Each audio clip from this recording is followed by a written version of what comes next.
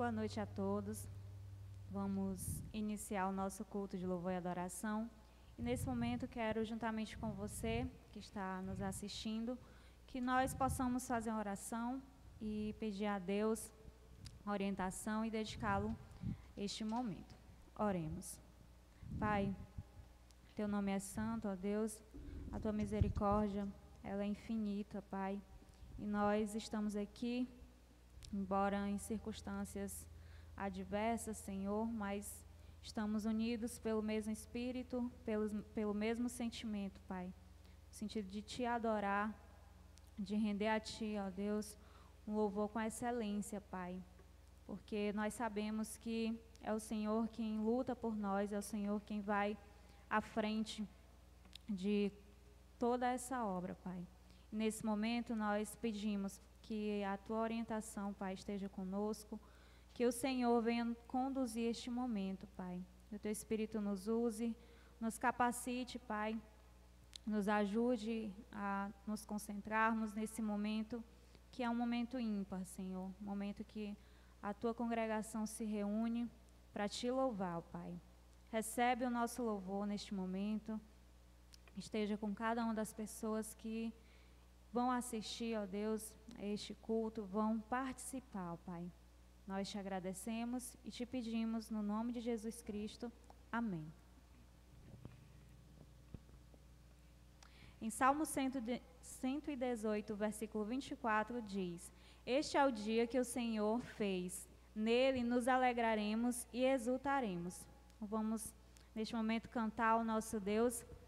Você é convidado a louvá-lo através desta música, exaltar a beleza da santidade do nosso Deus. Vamos cantar.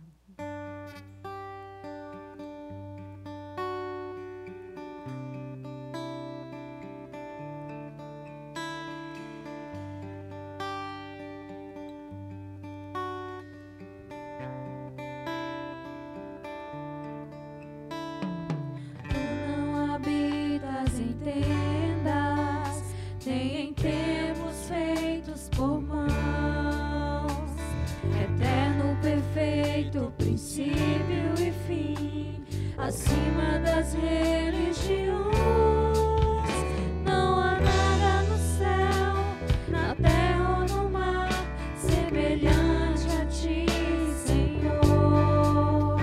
Tua imagem está revelada em nós, expressão do Teu amor incomparável, Senhor, Tu és.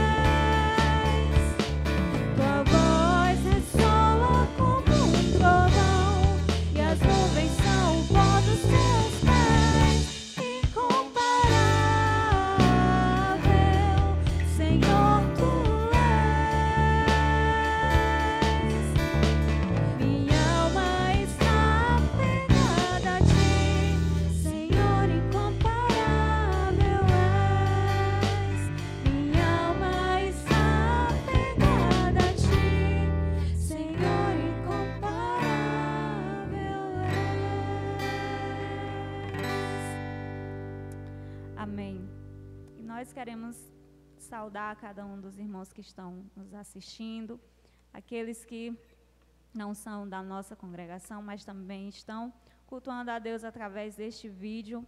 Sejam bem-vindos, sintam-se abraçados pela família IBEM, e que nós venhamos sempre ter essa disposição de adorar o nosso Deus, não importa as circunstâncias, porque nós sabemos que com Ele nós temos um futuro certo, seja aqui, seja na eternidade. Então sejam todos bem-vindos. Vamos continuar com esse momento de comunhão, embora distantes, mas nós sabemos que Deus é onipresente e onde a igreja dele está reunida, Ele está nesse meio. Então vamos continuar cantando, porque Ele vive, e é nessa certeza que nós temos a convicção de que nós temos um futuro com o nosso Deus. Então vamos cantar.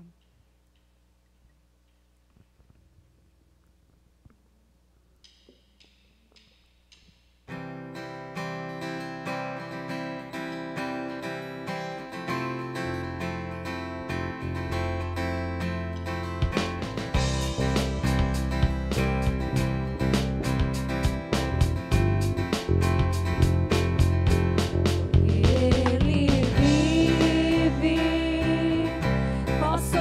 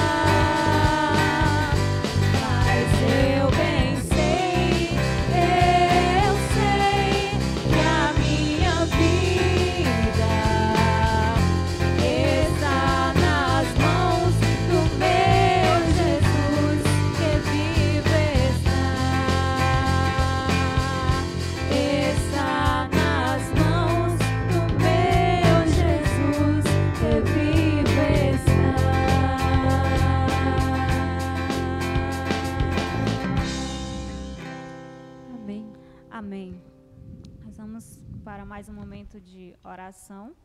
Nesse momento nós queremos levantar, continuar clamando por nossa congregação, pelas pessoas que estão doentes, seja por conta do vírus ou por qualquer outro tipo de doença. Nós devemos perseverar ainda mais na oração. Então vamos, nesse momento, fazer essa intercessão. Oremos.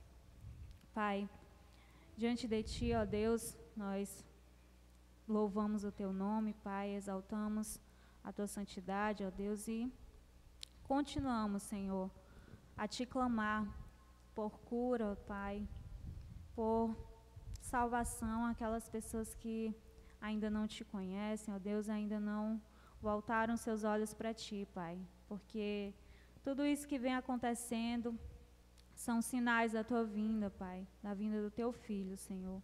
E nós clamamos a Ti, Pai. Nos ajuda a continuarmos, a perseverarmos em oração, Pai, na leitura da Tua palavra, ó Deus, e no compartilhar do Teu amor, Senhor. Que nós venhamos ainda mais cumprir o nosso papel como cristãos, Senhor. Nós clamamos a Ti por cada um dos membros desta congregação, Pai, desta família, suas famílias, Senhor. Em especial aqueles que encontram-se doentes, encontram-se necessitados, Pai, da Tua cura, seja física e espiritual, meu Deus. Que o Teu poder, Senhor, os alcance, esteja com eles, Pai, com cada um de nós, Senhor. Nós Te rogamos também, ó Deus, por esse momento que estamos vivendo, Pai, que é difícil, mas nós sabemos que o Senhor é o nosso refúgio e que isso tudo vai passar, Pai. Que nós temos a certeza do nosso futuro contigo, Pai. Nos ajuda a passar por todo esse momento, que nós venhamos nos fortalecer, Pai, na Tua palavra e cada vez mais nos tornarmos, Senhor, parecidos com o Teu Filho, Pai, para que nós continuemos esta obra que não é nossa, Senhor, é Tua, Pai. Essa é a nossa oração, Pai. Recebe o nosso clamor, no nome de Jesus Cristo. Amém. Amém. Nós vamos fazer uma leitura que está em Efésios, capítulo 3. Nós vamos ler do 14 até o 21. E aí, como nós não temos nossa congregação aqui, os meninos vão fazer a leitura participativa, só para a gente não perder o hábito. E vocês que estão em casa podem também participar. Não vamos ver, mas nós sabemos que essa comunhão é o que vale. Então vamos lá, Efésios 3, do 14 até o 21. Tá bom, meninos? Vocês são a congregação. Literalmente. Então vamos lá. Quando penso em tudo isso, caio de joelhos e oro ao Pai. Mulheres. O Criador de todas as coisas nos céus e na terra. Homens. Peço que, da riqueza de sua glória, Ele os fortaleça com poder interior por meio de seu Espírito. Todos. Então Cristo habitará em seu coração à medida que vocês confiarem nele. Suas raízes se aprofundarão em amor e os manterão fortes. Também peço que, como convém a todo o povo santo, vocês possam compreender a largura, o comprimento, a altura e a profundidade do amor de Cristo. Que vocês experimentem esse amor, ainda que seja grande demais para ser inteiramente compreendido. Então vocês serão preenchidos com toda a plenitude de vida e poder que vem de Deus. Homens. Toda a glória seja a Deus, que por seu grandioso poder que atua em nós, é capaz de realizar infinitamente mais do que poderíamos pedir ou imaginar. A Ele seja a glória na Igreja e em Cristo Jesus, por todas as gerações, para todos sempre. Amém. Amém. Obrigada, gente. Vamos, nesse momento, continuar cantando ao nosso Deus. E esta canção fala do amor de Cristo, da entrega que Ele fez para nos salvar. Então, que nós possamos refletir na letra e cantarmos juntos.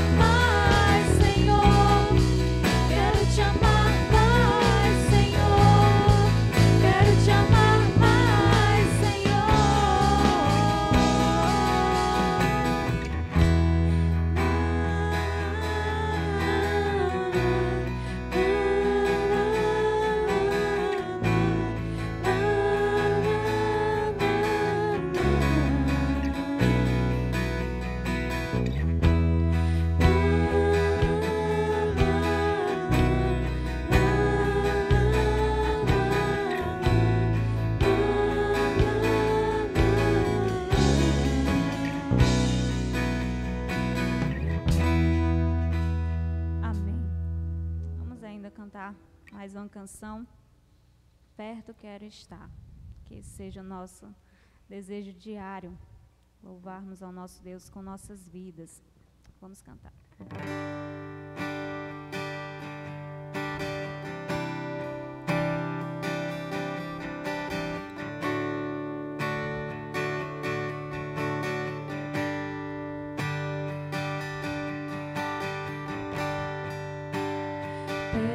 quero estar.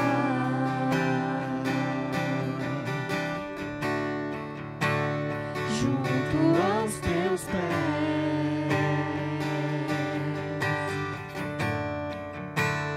Pois prazer maior não há que me render e te adorar. Tudo que há em mim quero te ofertar.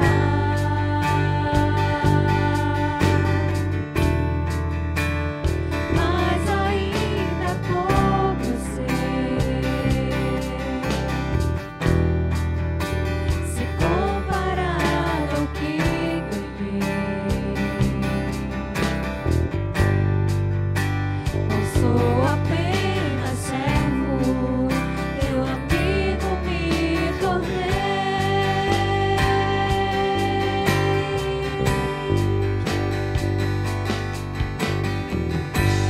Te louvarei,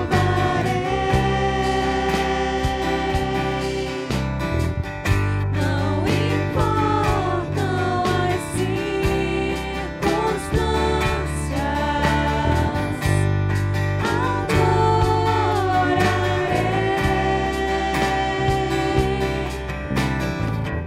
somente a ti, Jesus.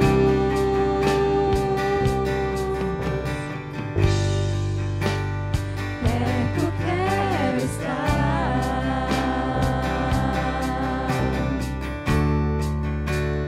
junto aos teus pés,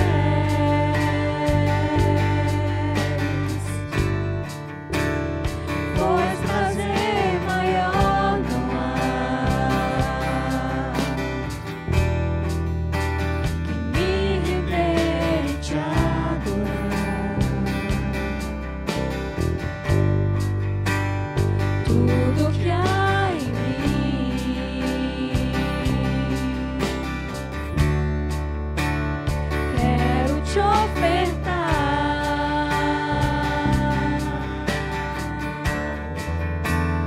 Mas ainda é pouco eu sei, se comparado ao que ganhei. Não sou apenas servo, teu amigo me tornei. Te louvarei,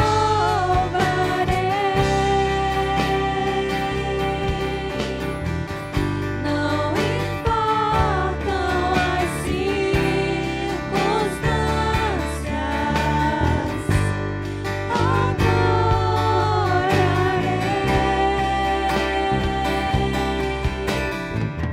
somente a ti, Jesus.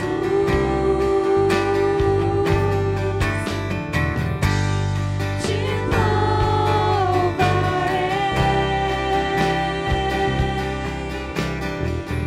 não importam as circunstâncias,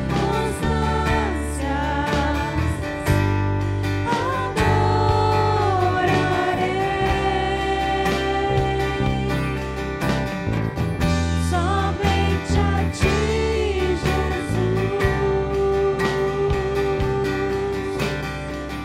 Somente a ti, Jesus. Somente a ti, Jesus. Que assim seja. E agora, deixo os irmãos com o momento missionário. Nós estamos na nossa campanha de missões mundiais. Nesse momento é dedicado para nós ficarmos informados sobre os assuntos da campanha de missões mundiais.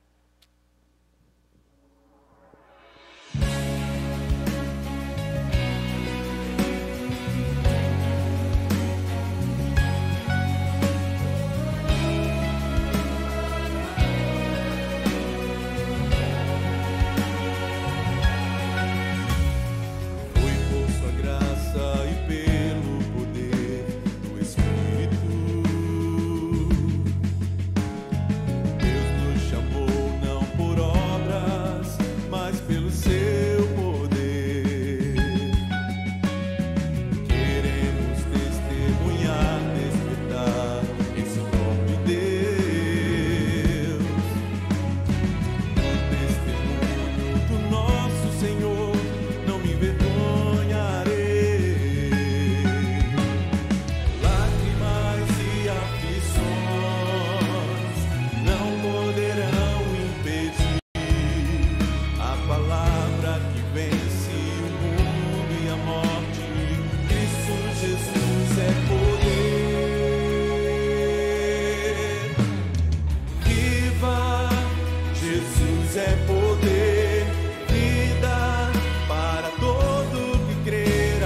cativo liberdade e ao mundo transformação viva. Jesus é poder, vida para todo que crê, para o ferido a cura, do aflito a esperança e para todos Jesus é poder.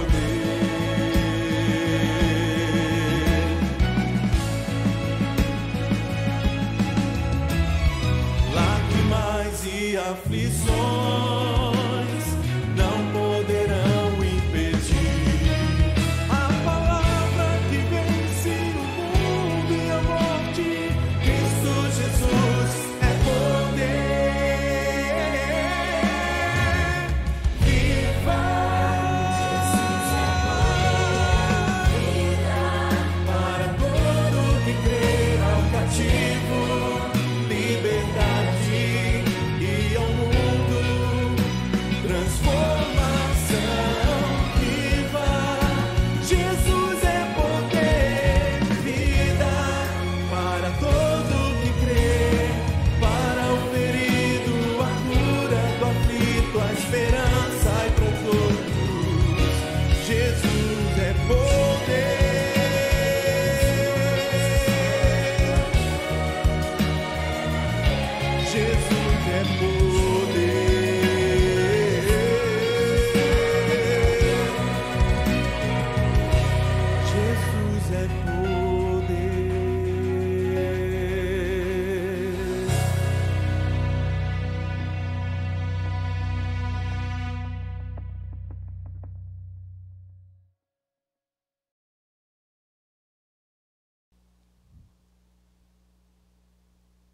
Que a graça e a paz do nosso Senhor Jesus Cristo seja com cada um dos irmãos que estão aqui na linha de frente, fazendo a música, levando a igreja ao louvor. Obrigado. Obrigado, Léo. Obrigado, Guilherme, Fernanda, Ana Lígia. Obrigado mais uma vez, Léo, agora pela água. E a você que nos assiste, por sua companhia, né, aqui na internet. Quero, antes de tudo, pedir perdão, porque este culto não está sendo transmitido ao vivo, por um problema aí que vai além daquilo que nós podemos fazer, né? Houve algum acidente e com rompimento de cabeamento da internet em algum ponto da cidade, e aí nós ficamos sem conexão à rede, e por isso não podemos transmitir este culto ao vivo, e gravamos, mas agora você pode ter acesso. Você viu aí o hino da nossa campanha de missões, campanha que tem como tema Viva o Poder de Transformar, essa temática que nós temos abordado na campanha de missões por esse mês de março, e que vai ter o seu ápice, a sua culminância no, se eu não me engano, a data é 11, o segundo domingo de abril, é o domingo após a Páscoa. O domingo da Páscoa será o dia 4 de abril, e no outro, o encerramento, então, da nossa campanha de missões, com o dia do recolhimento das ofertas missionárias. As ofertas que os irmãos já devem estar acumulando aí nos seus cofrinhos, né? Espero que sim, suas moedas, cédulas e tudo mais, para que então no dia 11 de abril a gente possa, num culto, ir, se Deus quiser, né? Estamos aqui orando, clamando a Deus para que seja um culto presencial, esse culto do dia 11. Vocês recebem? Amém? Amém. Na verdade, meu desejo o meu maior desejo era de poder estar reunido com os irmãos, era de poder estar aqui abraçando os irmãos, falando cara a cara com os irmãos. A gente se sente órfão quando está falando com um celular, ainda que saibamos que do outro lado nós temos os irmãos, mas a gente se sente só. Essa é uma característica desse mundo. Algumas famílias, praticamente todas as famílias, receberam um envelope com 4 orientações para esse mês, né? Fazer um cofre missionário, usar o seu material aí, o que você tiver, latinha de leite, né? Alguma coisa assim, personalizar, e aí fazer o seu cofre missionário. Durante este mês também, cada membro da família escolher se dedicar em oração pelas pessoas que são o alvo de missões, aquelas pessoas que ainda não tiveram um encontro real com Cristo. Também escolher um dia na semana para reunir a família, compartilhar algo sobre o país que escolheu para orar, certo?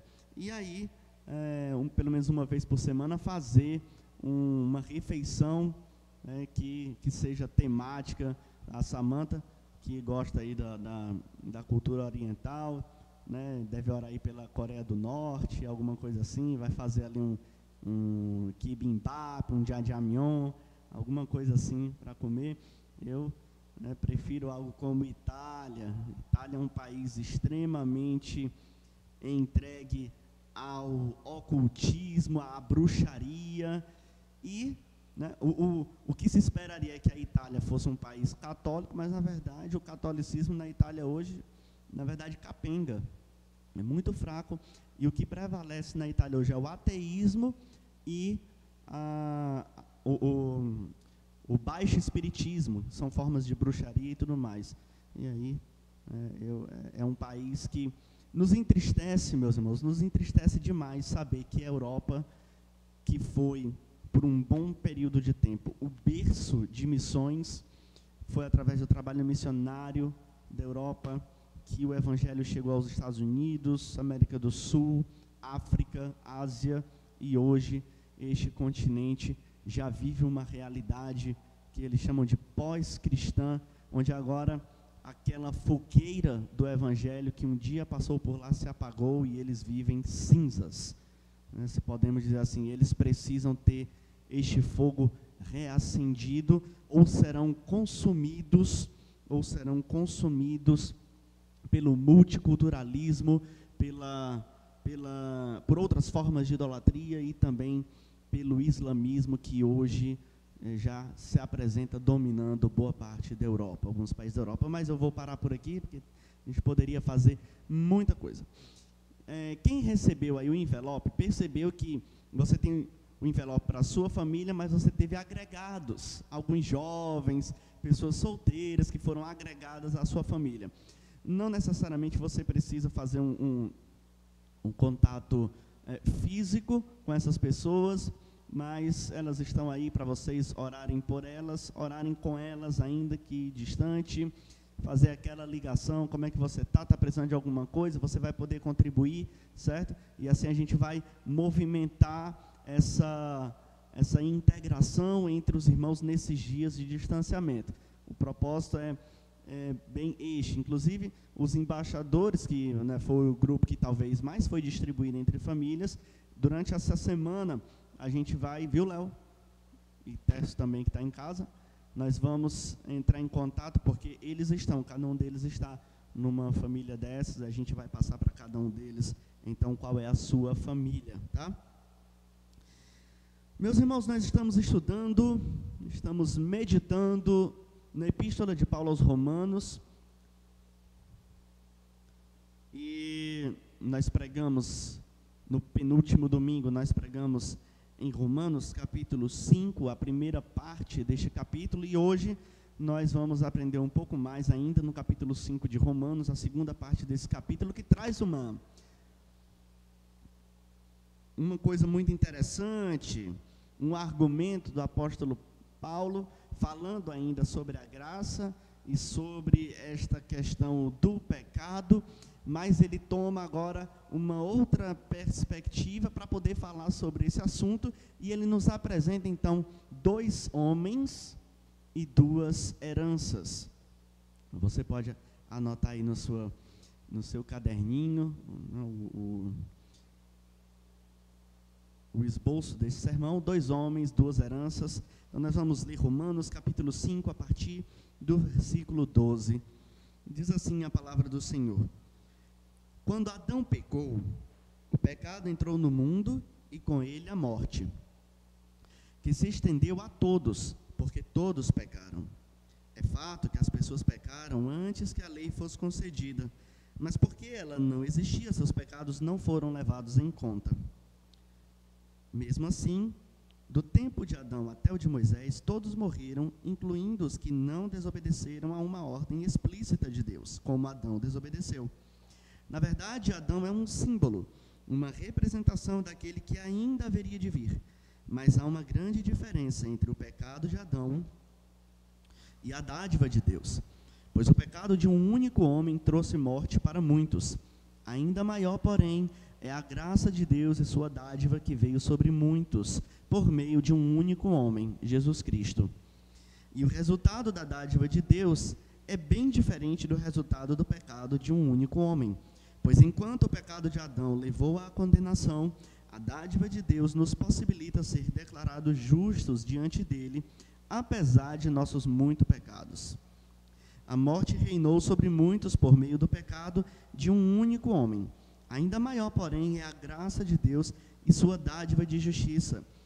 E todos que a recebem reinarão em vida por meio de um único homem, Jesus Cristo. É verdade que um só pecado de Adão trouxe condenação a todos, mas um só ato de justiça de Cristo removeu a culpa e trouxe vida a todos. Por causa da desobediência a Deus, de uma só pessoa, muitos se tornaram pecadores. Mas por causa da obediência de uma só pessoa a Deus, muitos serão declarados justos. A lei foi concedida para que todos percebessem a gravidade do pecado, mas à medida que o pecado aumentou, a graça se tornou ainda maior. Portanto, assim como o pecado reinou sobre todos e os levou à morte, agora reina a graça que nos declara justos diante de Deus e resulta na vida eterna por meio de Jesus Cristo, nosso Senhor. Pai Celestial, fala conosco e nos ensina através da Tua palavra.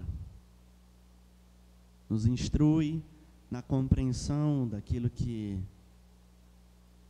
foi deixado para nós, para que tenhamos uma visão equilibrada acerca da vida, acerca do pecado e acerca da Tua graça.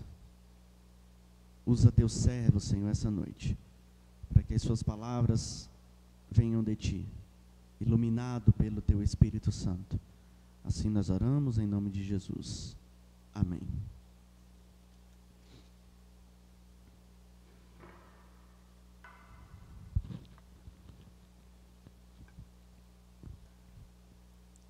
Meus irmãos, esse é um daqueles textos que, para muitas pessoas, é de difícil compreensão. Tem algumas coisas aqui que, meio que bagunçam o raciocínio. A maneira como o apóstolo Paulo escreve, as suas repetições, ele faz algumas repetições de propósito para enfatizar ou para explicar algo que ele disse anteriormente. Mas seu propósito é explicar e não complicar. Geralmente quem complica somos nós. A gente às vezes quer colocar coisa que o texto não diz, viu, Guilherme? Às vezes a gente quer empurrar para o texto concepções nossas, do nosso tempo, da nossa época, da nossa vivência.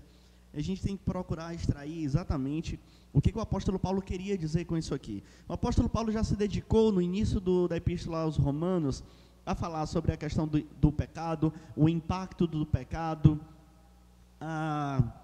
a justificação, como nós vimos aqui, o final na verdade, o capítulo 4, quando fala da justificação através da fé, tendo como exemplo Abraão, e o começo do 5, enfatizando e explicando a justificação pela fé.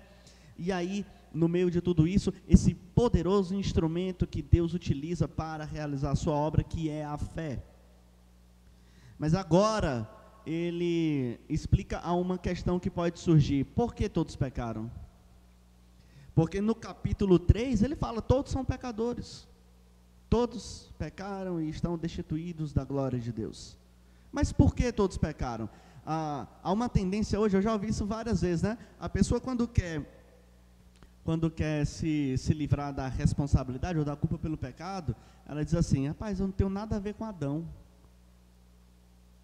Adão que pecou, o problema é dele, eu não tenho nada a ver com isso. Será verdade? Será que a humanidade não carrega consigo a culpa de Adão? Como é que isso se explica? O que isso tem a ver? Por que o pecado de Adão tem a ver conosco? Por que o pecado de Adão impactou a cada um? E aí, ao longo da história, muitos teólogos já falaram sobre o assunto, e a igreja formulou a doutrina do pecado original. Você já deve ter ouvido várias vertentes, um quer dizer que o pecado original é uma coisa, o outro quer dizer, inclusive a igreja romana, por exemplo, ela associa o pecado original à relação sexual, e eu já digo aqui aos irmãos que não tem nada a ver alhos com bugalhos. Essa é uma confusão, não tem nada a ver uma coisa com a outra, porque senão seria complicado, Como é que Deus ia abençoar o casal para crescer e multiplicar sem relação sexual? Estava complicado, Não ia dar não ia dar certo não. Então não tem nada a ver com relação sexual. Então, se não é isso, então por que o pecado de Adão nos impacta? Por que o pecado de Adão se estendeu para toda a humanidade? É disso que o apóstolo Paulo vem tratar aqui. E aí o apóstolo Paulo faz um paralelo, então, entre esses dois homens. O primeiro Adão e o segundo Adão, que é Jesus Cristo. Por que segundo Adão? O primeiro Adão, ele dá início à humanidade. O segundo Adão dá início a uma nova humanidade, a uma nova forma de ser humano, que está dentro dos propósitos de Deus. Eu me recordo, na minha adolescência, eu vi uma pregação do pastor, um pastor que eu gosto muito, pastor Ricardo Costa, aqui mesmo em Teresina, e ele disse algo muito interessante naquela ocasião. Ele disse assim: quando Deus olha para a sua criação, ele só vê dois homens. Ele só vê dois homens lá. Ou ele vê Adão, ou ele vê Jesus. Quando Deus, o Pai, olha para a sua criação, ou ele vê Adão, ou ele vê Jesus. E é sobre isso, então, que o apóstolo Paulo vem trabalhar nesses versículos a partir aqui do 12, do capítulo 5. Então vamos explicar aqui algumas coisas. Primeiro, que nós temos um paralelo.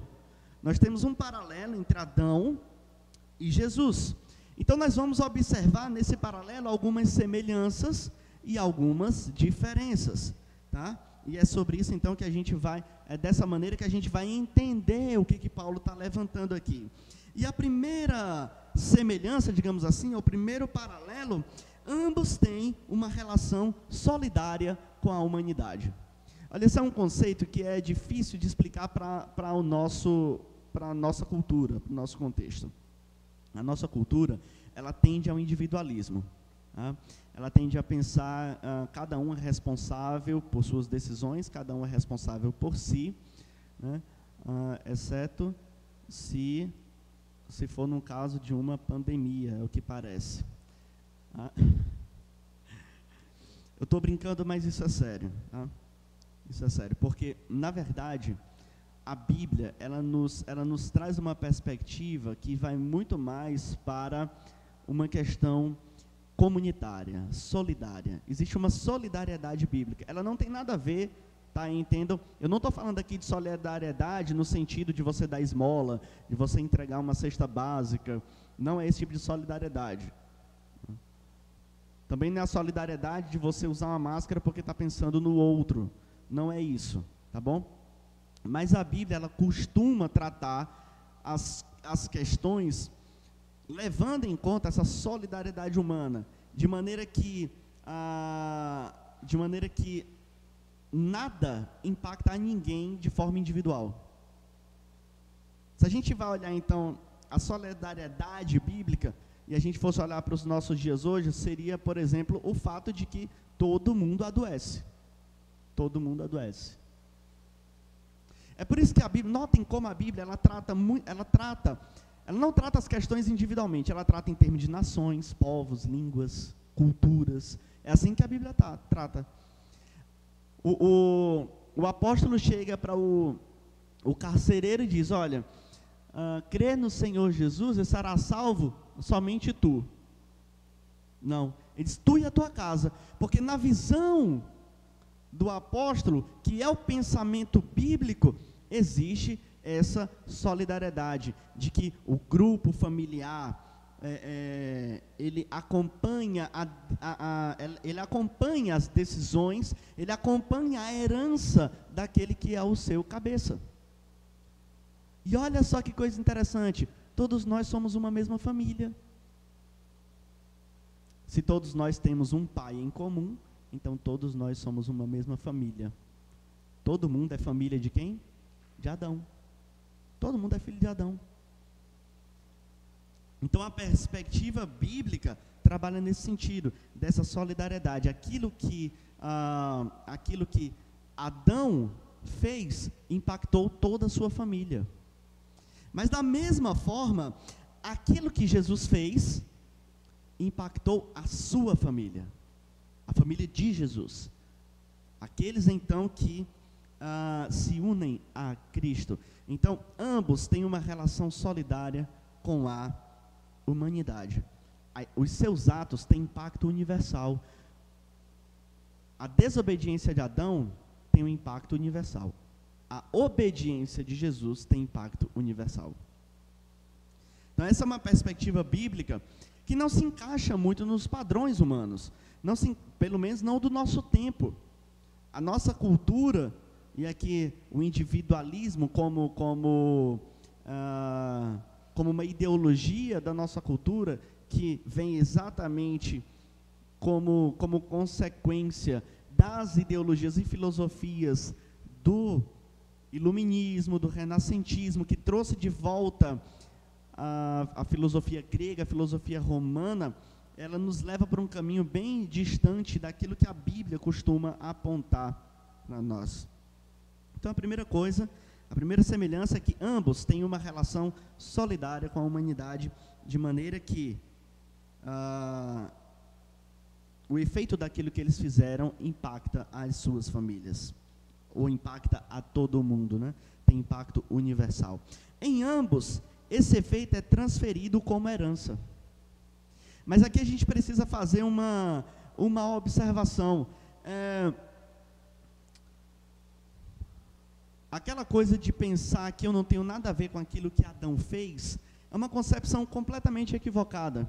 Ela tende a partir de uma posição ou de uma premissa de que Adão pecou, e o que eu tenho a ver com o pecado de Adão? Eu não fiz o pecado de Adão, eu não cometi o pecado de Adão. Só que o raciocínio correto é o seguinte: Adão representou toda a humanidade. É por isso que o próprio autor, ele diz aqui no verso 14, na verdade Adão é um símbolo, uma representação daquele que haveria de vir. Ou seja, da mesma maneira que Jesus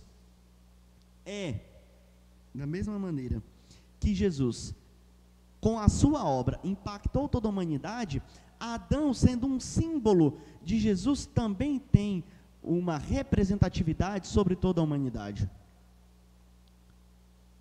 Adão representa a humanidade. Aliás, o próprio nome Adão, na verdade, o original Adam, quer dizer humanidade, quer dizer raça humana. No hebraico, Adam é humanidade. E a raiz da palavra Adam é a mesma raiz de barro, da palavra que é traduzida por barro. Homem, no hebraico, é Ish. E mulher é Ishá. Nós vimos isso, não foi? Nós vimos isso quando estávamos estudando ali. Então, Adão, e entendam aqui, Adão foi sim um homem. Eu tenho essa concepção. Mas uma coisa não anula o outro. Não é porque Adão foi de fato um homem que ele não é representativo de toda a humanidade. Mas na verdade as duas realidades nós encontramos em Adão. E por que isso é importante da gente entender? Porque quando a gente entende isso, a gente percebe que então eu não sou pecador, ou eu não nasci pecador, melhor dizendo, né, porque eu não sou mais pecador, não no sentido de escravo do pecado, né? Mas eu não nasci pecador porque Adão pecou. Mas em Adão, todos nós, é porque é a natureza do homem. Deixa eu explicar uma coisa para vocês, é a natureza do homem. O próprio homem é mau. É por isso que lá no Salmo 14, ou é Salmo 15, deixa eu só conferir.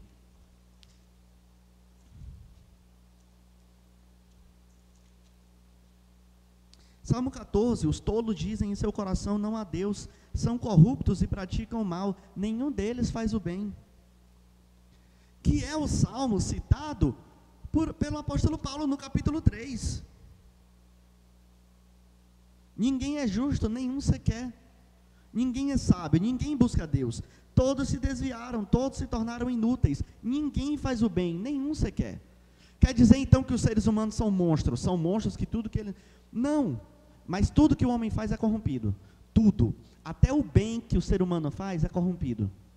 Isso é duro. Até o bem que o homem faz é corrompido por causa disso. A verdade é que a própria natureza do homem é má. É como uma árvore. Eu tenho ali um pé de manga rosa, plantei, enxertado, está crescendo. Quando ele for dar frutos, o que eu espero colher dele? Manga rosa, porque um pé de manga rosa dá manga rosa. Um pé de limão dá limão. Um pé de homem dá pecado.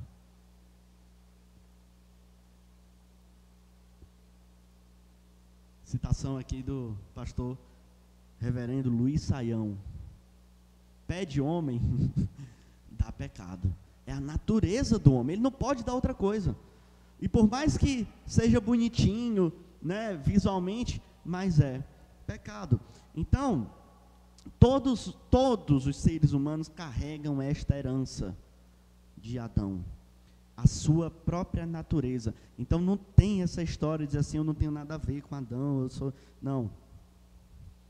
Por outro lado, aqui já que estamos fazendo o paralelo, da mesma forma, a obra de Jesus cria uma herança que é transferida. A nossa justificação, ela é transferida de Jesus para nós, porque Jesus é justo. Nós não éramos justos, nós não nascemos justos, nós fomos justificados, e nós recebemos essa justificação como herança de Jesus Cristo, da obra de Jesus Cristo. Além disso, os efeitos da decisão de Adão, da escolha de Adão, são pecado, condenação e morte. Pecado aqui, entendam, no caso, não é algo que se faça, né, porque normalmente o pecado, até o conceito de pecado é transgressão à lei. Mas no caso de Adão, quando falamos em pecado no caso de Adão, e por extensão o pecado como condição humana, é o afastamento de Deus, é o distanciamento de Deus, é a criação de um obstáculo entre o homem e Deus. Essa é a condição de pecado, é a condição do pecador. E é por isso que o pecador está condenado, e o seu destino é a morte. E é por isso que a gente lê Romanos 3:23, porque todos pecaram e estão destituídos da glória de Deus. E no 6:23, que a gente vai pregar mais à frente, né? O salário do pecado é a morte. Esse é o resultado da escolha de Adão. Por outro lado, o ato de Cristo, o único ato de Cristo, o apóstolo Paulo faz questão de dizer, olha, Jesus Cristo, por um só ato. Qual foi o ato de Jesus? A sua obediência. O ato de Jesus, prestem atenção, o ato de Jesus foi a sua obediência. A sua obediência em vida, não caindo, a sua obediência até a morte e morte de cruz. Então, foi a obediência de Jesus em contraste com a desobediência de Adão. a obediência de Jesus nos trouxe graça, justificação e vida. A primeira grande diferença está aí. De maneira que em Adão todos são pecadores. Em Cristo todos são justificados. Em Adão todos estão condenados. Em Cristo todos recebem a graça, aquele favor imerecido. Em Adão o destino é a morte. Em Cristo é a vida eterna. Então, vejam só que a consequência inexorável da condição de pecado, ou do pecado de Adão, como a morte, é justa. É justa. Não há injustiça da parte de Deus em condenar o ser humano. O ser humano fica procurando, encontrar bondade demais, merecimento demais no homem. Não, mas o ser humano, não é possível que haja alguém que seja tão ruim. Olha, e eu vejo, inclusive, crentes se enganando nos nossos dias. Não é possível que o ser humano seja tão mau. Precisa conhecer melhor o ser humano e precisa conhecer melhor o que a Bíblia fala sobre o ser humano. O ser humano é corrupto e corrompe tudo aquilo em que toca. O ser humano é corrupto e corrompe tudo aquilo que toca. E hoje, nos nossos dias, ele idolatra o grande Deus Mamon, que está por trás de todas as mazelas da humanidade. O ser humano mata por Mamon. O ser humano deixa morrer por Mamon. O ser humano é capaz de atrocidades em nome de Mamon. Nunca duvide da capacidade do homem de fazer o mal para agradar a seu Deus Mamon. Por isso que o apóstolo Paulo diz a Timóteo que o amor ao dinheiro é a raiz de todos os males. O amor ao dinheiro é a raiz de todos os males. No caso de Adão, por outro lado, o sofrimento inerente ao fato do pecado de Adão é involuntário. Você não escolheu nascer pecador, sinto muito, mas é sua condição, sua natureza. Eu não escolhi nascer com cabelo desse jeito. Eu não escolhi nascer míope. Eu não escolhi nascer com a pele desta cor. Ninguém escolhe. Da mesma forma, eu não escolhi nascer pecador, mas nasci pecador.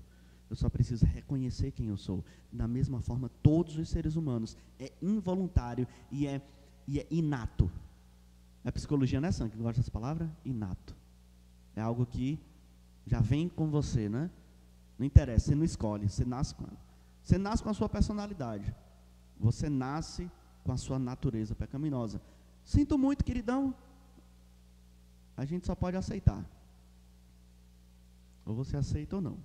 Tá? Por outro lado, receber a graça de Jesus Cristo, ela vem, e aqui está a grande diferença, talvez entre a obra de Adão e a obra de Jesus, na verdade o impacto dela para o homem. Porque no caso do impacto de Jesus, da sua obra na humanidade, ela vem através da fé. Para ser pecador, eu não preciso de fé. Para ser pecador, basta eu continuar do jeito que estou. A natureza humana, gente, é incrível, a natureza humana é um negócio. Pode observar, para uma criança fazer a coisa certa, você tem que ensinar, não é, Nalija? Mas para a criança fazer o errado, precisa ensinar não, ela aprende sozinha. Não é não, Samila? Samila é pedagoga, não é verdade? A criança aprende o mal sozinha. A criança aprende a xingar sozinha. A criança aprende a dizer não sozinha. Você nunca vai ver uma criança, a criança está crescendo, ela chega para o pai, pai, não, porque eu quero ir à biblioteca, que eu quero adquirir conhecimento. Você não vai ver a criança dizer isso. Oi? Matilda não existe. Matilda é ficção. Matilda é ficção, aquilo não existe. Tá? A criança, ela só vai ter desejo por livros se ela for ensinada a desejar ler livros. A criança, e é por isso, olha só que maravilha, é por isso que Provérbios nos diz o seguinte: ensina a criança, não do jeito que ela quiser. Porque se você ensinar a criança do jeito que ela quiser, aí, meu amigo, o rumo... Nas nossas Bíblias tem assim, eu sei que nas nossas Bíblias tem assim, né? Ensina a criança no caminho em que deve andar, e ainda quando for velho não se desviará dela. É muito bonito desse jeito, né? Mas ela passa uma impressão errada, ela passa uma ideia errada, de que se eu ensinar o caminho correto para a criança, ela nunca vai deixar esse caminho correto. E infelizmente deixam, porque a inclinação do homem é para o mal, deixa. Agora, se a criança cresce no mau caminho, aí ela não larga nunca, porque é muito fácil para a natureza humana amar o mau caminho, se apegar ao mau caminho e morrer pelo mau caminho. Tá? O sentido do versículo está mais para isso, para dizer assim, olha, ensina a criança, mas ensina mesmo, porque se você deixar a criança crescer do jeito que ela quiser, ela vai ser pestinha para o resto da vida. É esse o sentido do texto. Mas vamos voltar aqui.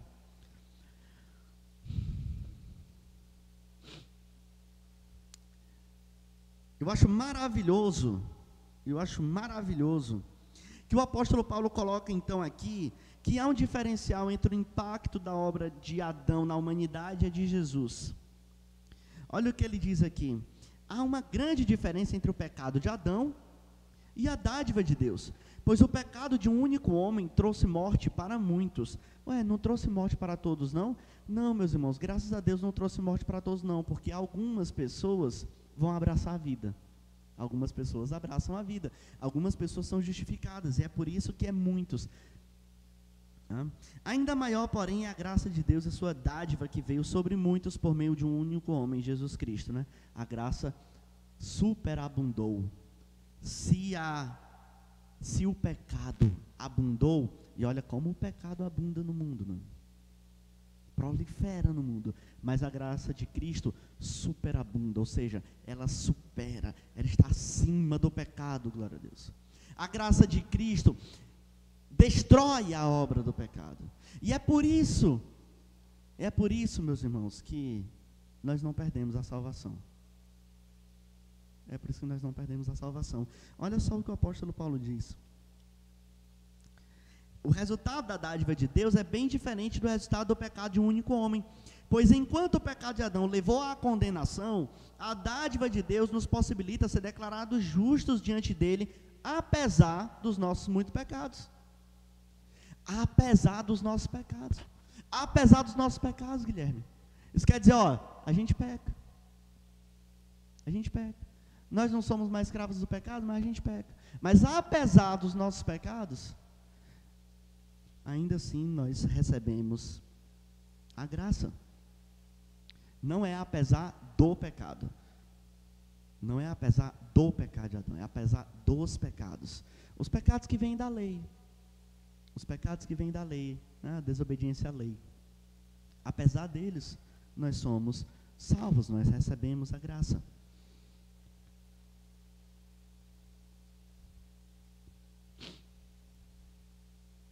E ainda é maravilhoso observar aqui, e aqui eu vou contrariar meus colegas calvinistas, reformados, mas não dá para a gente fazer uma exegese diferente, tá, para o que Paulo diz. Tá? é verdade que um só pecado de Adão trouxe condenação a todos. Todos aqui, é só alguns ou todos? Todos. Todos pecaram. Paulo disse lá em Romanos 3:23, todos. Todo mundo nasceu o quê? Pecador. Isso é ponto pacífico. É ou não é? É ponto pacífico. E aí Paulo vem aqui, mas um só ato de justiça removeu a culpa e trouxe vida a alguns. É isso? A todos. A todos. Isso quer dizer o quê, pastor? Quer dizer que todo mundo foi salvo? Não. Quer dizer que a vida que Jesus trouxe, a remoção da culpa que Jesus promoveu através da sua obra, está disponível a qualquer pessoa na face da terra. A qualquer pessoa, é todos. E aqui eu não posso entender o primeiro todos como todos e o segundo todos como uma parte. Porque o contexto é o mesmo. O contexto é exatamente o mesmo. O pecado de Adão trouxe condenação a todos. A salvação ou a vida e a remoção da culpa através da obra de Jesus também está disponível a todos. E qual vai ser a diferença então entre um e o outro? A fé. Mas a expiação de Jesus, o potencial da expiação de Jesus, o que é expiar o pecado? É tirar a culpa do pecado, exatamente isso. O potencial da expiação de Jesus, ela é universal, ilimitada. Ela não é uma expiação limitada, como defendem os nossos irmãos reformados, né, na tulipa. As cinco afirmações da teologia reformada. Não dá para fazer uma interpretação diferente desse texto. Não dá. O diferencial aqui vai ser exatamente a fé, que é um instrumento que Deus usa para conceder a nós a graça. Concluindo, meus irmãos, então, vejam só, se o pecado corrompeu tudo, bagunçou a coisa toda, destruiu tudo, deformou tudo, inclusive a criação, a graça, por outro lado, ela tem uma capacidade tremenda, muito superior ao do prejuízo do pecado, de maneira que a graça é capaz de salvar a todos e qualquer um. É por isso que o trabalho de missão, a evangelização, ela deve estar disponível a todos os homens.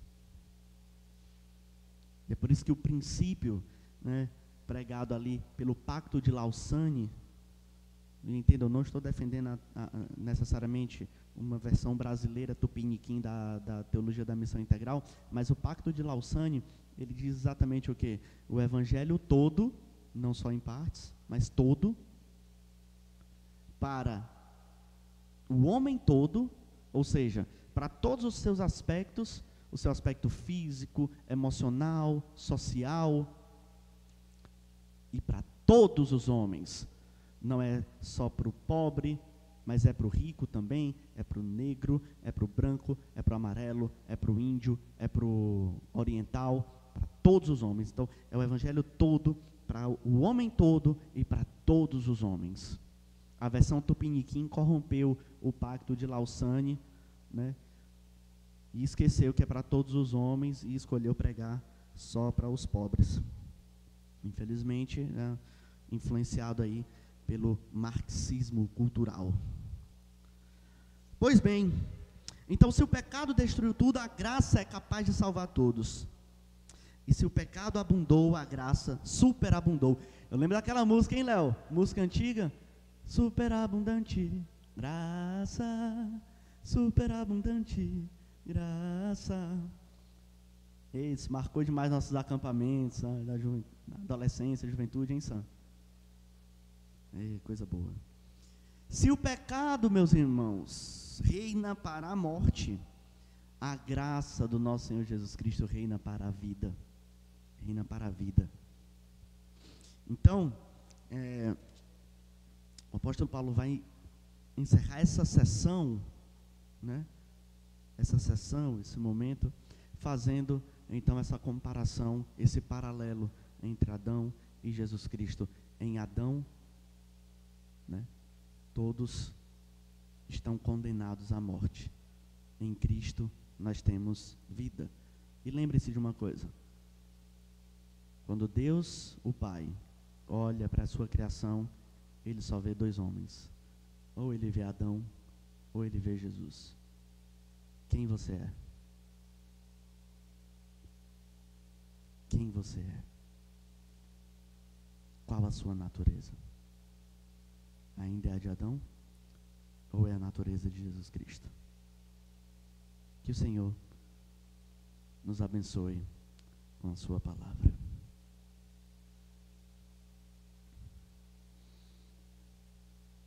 Pai Celestial, nós te louvamos, te agradecemos, porque a tua palavra está disponível a nós e podemos aprender de ti, da tua vontade, daquilo que o Senhor deseja de nós. Nos guia em teu caminho, Senhor. Nós oramos em nome do teu Filho amado Jesus. Amém. Meus irmãos,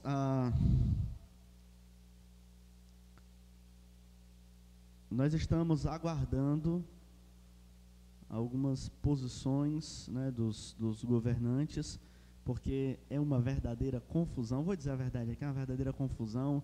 Um dia sai um decreto, 2 dias depois, aí muda um item do decreto, aí faz uma emenda, um negócio, uma confusão, decide uma coisa na segunda, na quarta-feira, já tem outra coisa. Então, nós vamos aguardando aí as decisões oficiais, tá, dos nossos governantes, e nós vamos comunicar, então, aos membros, à igreja, né, e toda a comunidade, como nós vamos proceder com relação aos nossos cultos, né, desta semana. Mas desde já, eu quero já, então, dizer que na quinta-feira nós vamos ter culto de oração e doutrina. É um culto menor, são poucas pessoas, a gente faz o nosso distanciamento, respeita o nosso distanciamento, toma os devidos cuidados, dá para a gente fazer o nosso culto de oração com doutrina. Então, quinta-feira à noite, nosso culto de oração e doutrina, tá? E aí, com relação aos demais cultos, a gente comunica durante a semana. Além disso, quero dizer aos irmãos que a Páscoa se aproxima aí. Como nós tivemos esses dias aí, tivemos que recuar um tanto com relação aos nossos cultos presenciais, nosso EBD também. Então, nós tivemos que interromper as nossas classes.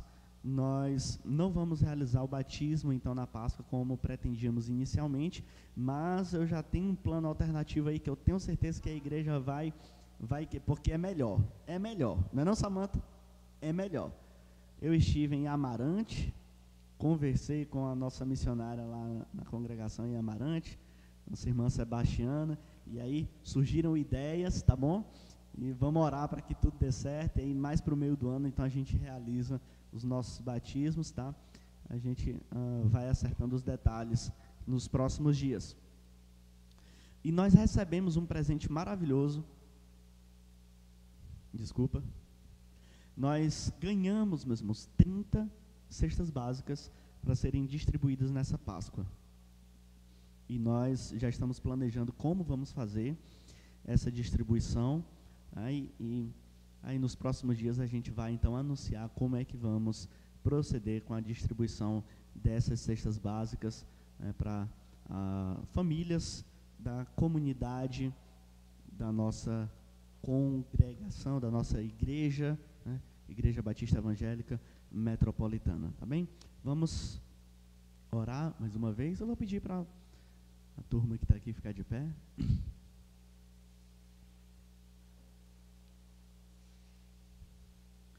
Meus irmãos, hoje foi muito bacana. A gente amanheceu o dia conversando nas redes sociais sobre oração.